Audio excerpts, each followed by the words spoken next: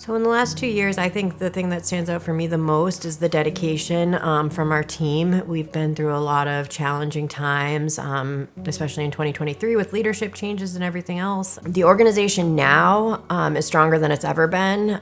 Even though maybe our name changed, our mission is still the same, and we're still trying to help the city of Worcester and people impacted by the sex trade. One of the toughest calls we had to make was closing the overnight portion of Harbor in 2023. It was a very difficult time, I'll tell you that. It was not an easy decision. I feel as though we're making more of an impact during the day, and they're coming in specifically for case management services to meet our legal team, to meet with a case manager, or sometimes they're just coming in for their basic needs, getting their shower, food, and some rest, and they know that they have access to safety here.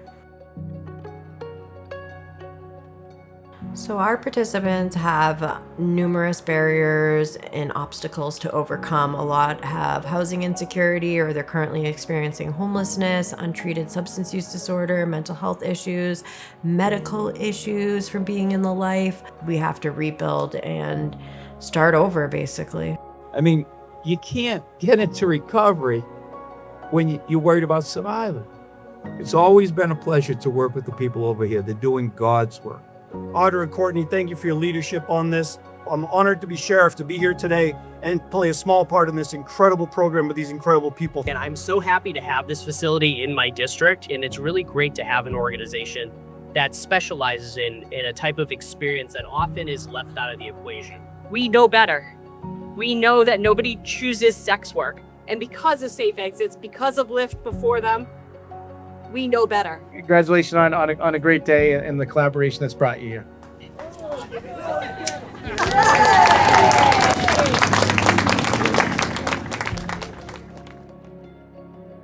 We need all the community support we can get, and we've overcome so much. And that's not just because of me, that's because of all the board members, the staff, the employees, the participants, even believing in us and believing in what we do, continuously showing up and trusting us. You know, that took a long time just to build people's trust. And we have that, and I wanna hold that sacred, you know? I wanna continue to show up for people. Yeah, do you want turkey and cheese or PB&J? One of the key reasons why SEI is successful is because we meet people where they're at, whether they're on the streets, in jail, in the hospital, in the treatment. We don't care where you're at in your journey. There's ups and downs, but we're building that trust with you. Have you ever been to Harbor before? Either of you guys? But we got showers, a donation room, a hot meal. You don't have like Yeah, you don't have to have a court case. You can just come as you are. Yeah. Come relax, eat, shower, hang out. Yeah, it don't matter what your situation is. You're welcome. I love the ham, by the way. Thank you so much. Do you want ham, turkey, or TB&J? Turkey, please. Okay. Have a great day. Yeah, you too. Recently, within the last year, we launched Harbor Baltimore. I know Courtney's going to be zooming in a little later to tell you more about that. Right now, you can get involved in SEI by donating on our website. You can also volunteer your time. You could do a workshop with the participants. You could go out and do street outreach with our victim advocates. And even if it's just sharing one of our social media posts, right, that makes a big impact. Just talking to your friends, your neighbors, your people at the church you go to, or your community, and say, hey, have you heard about this organization?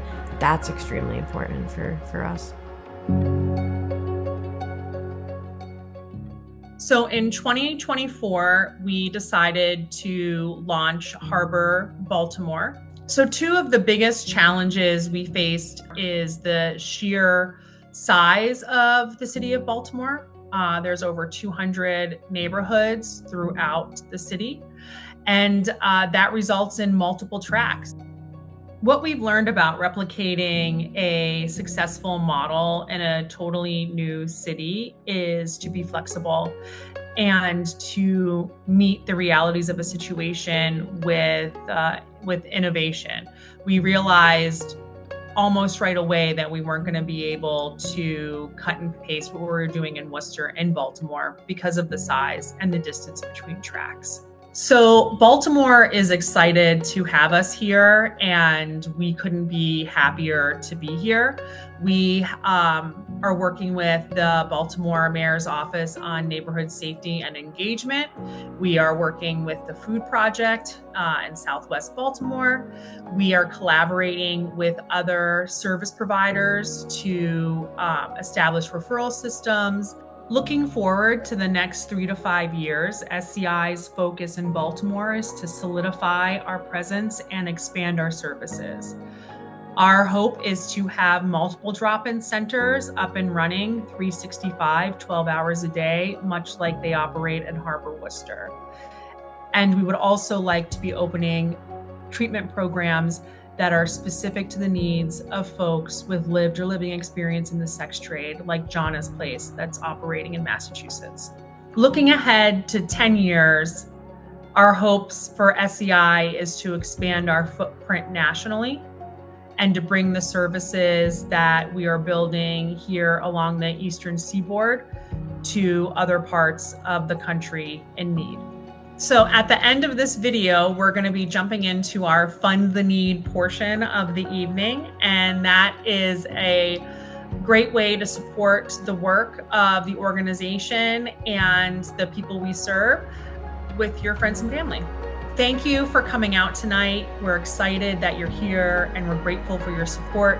And we hope to continue to engage with you throughout the year and are excited to keep you updated on what's to come.